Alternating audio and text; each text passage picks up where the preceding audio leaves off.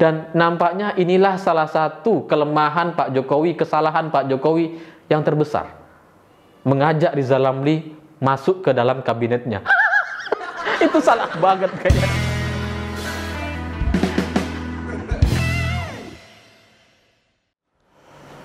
Selamat malam para mantan, selamat malam untuk semua mantan-mantan kalian yang iri dan dengki. Bagi saya itu mirip sekali dengan mantan-mantan pejabat di negeri ini, seperti Refly Harun dan Rizal Ramli. Karena dua orang ini kompak mempertanyakan, dari mana uang Kaisang sehingga dia bisa beli saham senilai 92 miliar rupiah atau setara 8% saham PMMP, padahal jualannya cuma jualan goreng pisang dan martabak. Padahal Kaisang ini masih anak kecil katanya. Dan karena ini dipertanyakan sampai kemudian menjadi trending topik di Twitter, setelah itu muncullah beragam macam jawaban dan kesimpulan dengan segala macam fitnahannya, yang dianggap bahwa ini adalah uang korupsi, uang pembalakan hutan, uang pajak yang nggak dibayarkan, uang PCR. Pokoknya banyak gitu. Sampai akhirnya Novel Bamukmin menyimpulkan bahwa KPK itu harus turun tangan katanya. Karena ini dicurigai ada tindak pidana korupsi. Ya sebenarnya kalau ngelihat Novel Bamukmin itu nggak perlu dilihat. Karena Novel Bamukmin nggak enak dilihat. Ngapain kita lihat kalau gitu? Ya tapi saya paham gitu ya, karena dari sisi Kaisang dia merasa dia nggak perlu menjelaskan ini, karena ini transaksi bisnis yang biasa aja dan semua orang melakukan ini. Itu sama seperti istri kita hamil, kan nggak perlu kita jelasin kenapa dia hamil gitu ya. Nah sama seperti transaksi saham ini. Sementara di sisi lain ada banyak orang, mayoritas masyarakat Indonesia yang terkena pandemi, terkena dampak pandemi dan PPKM, sehingga ekonomi mereka belum sepenuhnya pulih. Nah di tengah krisis ekonomi seperti ini, tiba-tiba mereka dengar berita anak presiden beli saham sampai 92 miliar rupiah. Itu kan menyakitkan gitu.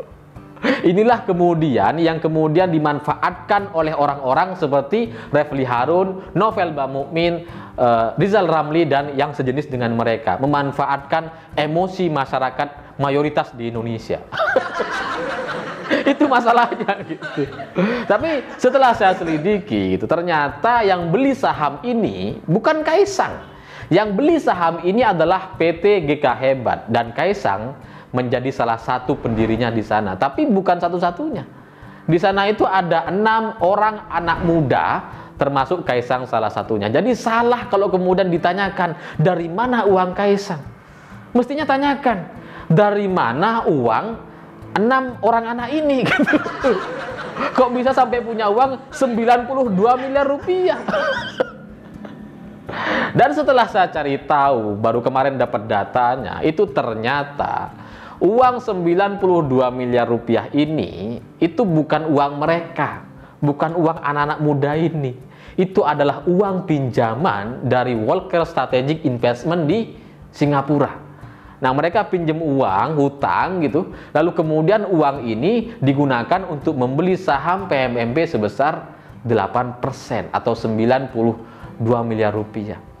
Dan bagi kita masyarakat Indonesia, kalau kita mendengar cerita seperti ini, semestinya kita melihatnya ini adalah strategi yang biasa saja dan klasik. Bukankah kita sudah tahu bahwa cara-cara seperti ini adalah cara yang sama persis dilakukan oleh PT Inalum ketika mengakuisisi Freeport Indonesia? Persis gitu. Freeport itu nyari utangan dari luar, pinjaman, obligasi, ambil gitu. Lalu kemudian uang ini digunakan untuk beli saham Freeport 51%. Jaminannya apa? Saham. Enak ya? Ya itu gak nyampe lah otak mayoritas masyarakat Indonesia, termasuk saya salah satunya gitu ya. Kalau kita minjem uang kan jaminannya rumah, tanah gitu. Mobil gitu atau apalah. Ini jaminannya saham. Nah ini sebenarnya teknik yang sama persis gitu. Karena PT Inalum mendapatkan 55 triliun untuk beli Freeport, yaitu uang dari luar gitu. Sama sekali bukan uang APBN, uang dari Bank Indonesia, nggak ada gitu. Uang dari luar. Nah sama persis seperti yang dilakukan oleh Kaisang dan teman-temannya lewat PT GK Hebat. itu adalah uang dari luar negeri, dari Singapura. Sehingga kalau secara bisnis gitu ya, ini emang murni untuk cari keuntungan aja gitu. Karena sekarang mereka beli sahamnya hanya harganya Rp429. Jadi Rp429. Itu kalau 5 tahun, 10 tahun lagi tiba-tiba harganya sudah naik menjadi Rp4.000 per lembar sahamnya, wah udah susah kita ngitungnya itu. Keuntungannya udah susah dihitung gitu. Udah langsung kayak mendadak gitu. Dan bagi saya masuk akal gitu, karena PMMP ini adalah perusahaan olahan udang di Indonesia, frozen food gitu. Dan bisnis udang, industri bisnis udang di Indonesia itu emang sangat-sangat menjanjikan. Di tempat saya banyak tuh, ada tambak udang, dan kemudian pengusaha-pengusaha udang ini terus berekspansi, terus beli tanah, terus melebarkan tambaknya gitu. Karena emang untung terus gitu. Sehingga wajar kalau kemudian anak-anak muda ini berpikiran bahwa permintaan udang di dunia untuk ekspor gitu, itu masih tinggi. Dan ini perlu dibikinkan pabrik pengolahannya yang profesional dan bagus. Itu maksudnya gitu. Jadi kalau mereka beli saham sekarang, itu kemungkinannya untung besar gitu. Karena nggak banyak masih perusahaan di Indonesia yang bergerak di bidang ini. Dan kalau kemudian ini dipertanyakan gitu, apakah benar, apakah dibolehkan? Ya jelas boleh gitu. Kenapa? Karena ini kan transaksi bisnis antara perusahaan swasta, antara PT GK Hebat dan PMMP. Ya udah, nggak ada APBN yang dilibatkan, nggak ada perusahaan BUMN yang dilibatkan di sana. Ini transaksi murni perusahaan swasta. Tapi ya memang sih, kelihatannya tuh nggak adil gitu. Apalagi Kaisang ini kan masih anak kecil katanya. Kaisang ini mungkin seusia adik saya gitu, masih lebih muda dari saya gitu ya. Tapi bisa langsung melakukan transaksi sebesar itu, emang luar biasa. Tapi ya kalau dipikir-pikir, emang dunia ini nggak adil dan kita nggak boleh iri dengan itu. Karena kita semua hidup dengan jalan takdirnya masing-masing gitu ya. Karena kalau kita mau bandingkan gitu, misalkan ketika kita terdampak pandemi gitu ya. Kan ketika awal-awal terdampak pandemi, kita itu semua menjual aset. Jual tanah, jual rumah, saya juga sampai jual mobil gitu ya. Untuk biaya operasional karena sudah kepepet, akhirnya jual gitu. Tapi ya di sisi lain, ada orang yang beli. Itu kan kalau dipikir-pikir menjengkelkan gitu. Lalu kita lagi kesusahan semua, dia malah ngeborong. Kan gak adil gitu ya. Tapi kan pertanyaannya, lebih baik mana? Gak ada yang beli atau ada yang ngeborong? Pasti pilihannya ya lebih baik ada yang beli, meskipun harganya turun semua gitu. Harga rumah anjlok, harga tanah anjlok turun karena gak ada yang mau beli. Banyak orang yang jual, yang mau beli sedikit. Tapi ada gitu ya. Nah, ketika sekarang sudah ekonomi mulai membaik, nah orang-orang ini udah untung banyak itu yang beli-beli dulu itu ya. Atau kalau mau diimajinasikan lebih mudah seperti saham misalkan dalam pasar saham. Waktu pandemi awal-awal, itu kan semua perusahaan BRI, Mandiri, BCA, Unilever, wah semuanya lah, semua perusahaan itu anjlok semua sahamnya gitu. Karena orang-orang panik, nggak punya uang, mereka mau jual saham yang ada di sana untuk kebutuhan operasional mereka. Karena banyak orang dipecat, banyak usaha tutup, bangkrut, nggak bisa bekerja, seperti wisata, travel umroh gitu dan haji dan sebagainya. Akhirnya mereka menjual aset-asetnya, termasuk saham gitu, dijual. Dan karena banyak orang jual, harganya jadi turun drastis, minus terus 20%, itu pun nggak banyak orang yang mau beli. Nggak banyak gitu. Tapi ada yang borong gitu, ada. Terus diborong semuanya. Sampai kemudian sekarang lihatlah, gimana nasib orang-orang yang ngeborong saham ketika awal-awal pandemi. Itu kaya raya semua itu, karena ada teman saya gitu. Yang beli semuanya, miliaran dia beli. Dan sekarang untungnya udah 70%, 80%, wah gak kehitung lah. Itu kalau 1 miliar aja udah 800 juta. Padahal kerjaan dia cuma buy, udah. Gitu aja gitu. Itu kan gak adil ya. Sementara kita udah berangkat pagi, pulang sore, tiap hari kepikiran, tidur gak nyenyak. Susah dapetin uang 800 juta setahun gitu. Dia cuma klik, dapet gitu ya. Ya nggak adil emang. Tapi ya gimana, inilah fakta kehidupan di dunia gitu, nggak cuma di Indonesia gitu. Dan itu juga yang terjadi kepada Kaisang sebagai anak presiden. Dia benar-benar memanfaatkannya dengan cara yang benar. Karena ini minjem, utang, dan bukan melibatkan APBN atau bank BUMN. Nggak ada gitu. Dan ini benar-benar murni usaha, kerja gitu ya. Bukan yang karena dia dikasih tiba-tiba lalu kemudian dia nggak mengapain dapat aja gitu. Enggak gitu. Karena setahu saya, menurut banyak cerita, termasuk yang diakui oleh Gibran dan Kaisang, itu mereka sering tuh dikasih apartemen, dikasih mobil, dikasih uang gitu ya, sama orang-orang yang nggak dia kenal tiba-tiba aja gitu. Lalu kemudian semuanya ditolak sama mereka, semuanya ditolak. Karena menurut mereka, ya ini uang apa? Saya nggak kenal kamu, saya nggak ngerti kamu nih mau tujuannya apa, maunya apa dan sebagainya. Jangan-jangan nanti ingin mempengaruhi bapaknya sebagai presiden di Indonesia. Makanya ditolak semua sama mereka. Ya itu sudah benar gitu. Padahal kalau diterima pun, kalau diterima tanpa kepentingan kebijakan atau untuk mengubah kebijakan presiden, itu kan nggak apa-apa gitu. Ada pengusaha mau kasih, harusnya terima dong. Tapi ini Kaisang dan Gibran kompak nolak semuanya. Semua apartemen, rumah yang mahal-mahal itu tolak semuanya gitu. Padahal setahu saya gitu ya, ini menurut pengalaman saya pribadi, ada banyak pengusaha di Indonesia yang ingin berterima kasih kepada presiden, tapi mereka gak bisa memberikan apa-apa. Mereka mau ngasih presiden gak bisa, mau ngasih ke anaknya juga gak mau. Aneh gitu. Padahal mereka cuma pengen terima kasih. Saya tahu karena saya aja sebagai pendukung Jokowi gitu ya, yang bukan siapa-siapa, yang nggak sering ketemu presiden, paling ya setahun sekali. Itu pun kalau ada gitu ya. Itu saya juga sering tuh ketemu pengusaha yang bilang terima kasih Mas Ali. Saya sebenarnya ingin terima kasih kepada Pak Jokowi, cuma nggak bisa. Ya udah lewat Mas Ali. Padahal saya bukan siapa-siapa gitu. Diundang makan kasih 10 juta, 20 juta. Itu luar biasa tuh. Habis itu orang yang hilang, nggak tahu kemana. Saya juga nggak kenal tuh mereka itu siapa gitu. Pokoknya ngasih aja. Jadi sebenarnya gitu ya, Kaisang dan Gibran ini sudah memainkan peran yang sangat luar biasa, dan bahkan suatu ucapan terima kasih yang sebenarnya bisa mereka ambil itu sudah mereka tolak.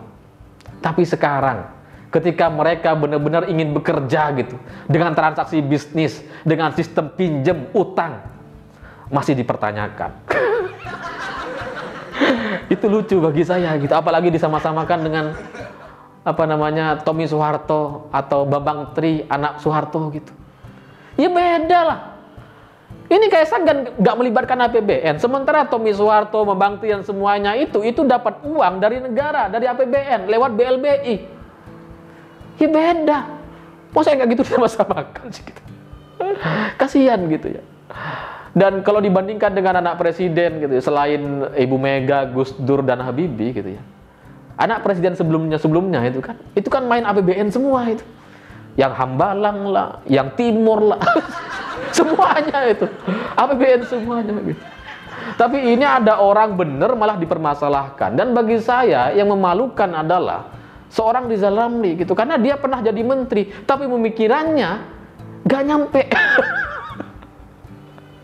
Karena yang dilakukan oleh Kaisang ini ternyata itu aktivitas bisnis biasa dan dilakukan oleh banyak orang, dan semestinya Rizal Ramli tahu, bukan malah memprovokasi dan menanyakan dari mana uangnya dan sebagainya, seolah-olah ini benar-benar murni uangnya Kaisang. Apalagi ketika dia mempertanyakan, ini kan anak kecil katanya. Ya nggak bisa lah, usia Kaisang itu tidak bisa disamaratakan dengan anak-anak seusianya, karena dia anak presiden. Gak usah anak presiden dengan anak biasa. Orang kota dengan desa saja itu berbeda kesempatannya, berbeda skill dan kemampuannya. Karena ada gap di sana gitu. Antara kaya dan miskin juga sama. Mereka punya kesempatan yang miskin enggak. Jadi kalau disamakan karena dianggap ini anak kecil, lucu gitu. Apalagi sampai bawa-bawa martabak dan pisang. Emang kenapa kalau jualannya martabak dan pisang? Kan bisa juga dapat uang banyak gitu. Di Indonesia ini, orang terkaya di Indonesia siapa? Jual rokok. Penjual rokok loh. Jadi orang terkaya gitu. Ada juga orang penjual jamu, tukang jamu. Berapa tuh? Hotelnya 2, bagus-bagus, punya mall, punya banyak tuh dia. asetnya triliunan, puluhan triliun rupiah. Tahu ya maksud saya? Yang rokok itu ya gudang garam gitu. Ini yang sudah muncul itu kan jamu gitu ya. Tukang jamu, asetnya puluhan triliun gitu. Emang kenapa kalau jualan pisang sama martabak? Ini kan nggak bisa kita dibanding-bandingkan seperti itu gitu ya. Kalau mau logis, maka orang-orang yang jualan rumah, jualan tambang batu bara itu harusnya lebih kaya. Tapi ternyata yang paling kaya tukang rokok. Ya logika Rizal Ramli ini memalukan sekali gitu. Dan kabar buruknya, saya pernah ketemu sama Rizal Ramli. Sebenarnya orangnya ini bagus gitu ya. Orangnya sopan dan kalau ngobrol tuh asik gitu. Tapi saya ngelihat belakangan ini ketika dia membela Ratna Sarumpait dan kemudian dia ngejekin Kaisang yang cuma jualan pisang. Ini memalukan sekali gitu. Dan nampaknya inilah salah satu kelemahan Pak Jokowi, kesalahan Pak Jokowi yang terbesar. Mengajak Rizal Ramli masuk ke dalam kabinetnya. Itu salah banget kayaknya. Dan sekali lagi, ada banyak teman-teman saya yang usahanya tuh ya usaha biasa gitu ya. Kayak Pak Jokowi tukang kayu kan, jadi presiden. Ada juga teman saya tukang kayu, tukang mebel yang tiap harinya bikin kayu gitu. Tiba-tiba bikin asrama perempuan. Mahal tuh, anggarannya miliaran rupiah gitu. Dan pasti lagi nonton sekarang ini. Itu juga bisa kaya gitu. Jadi usaha apa aja kalau menyebar di mana-mana, permintaannya besar, transaksinya besar, ya untung juga gitu.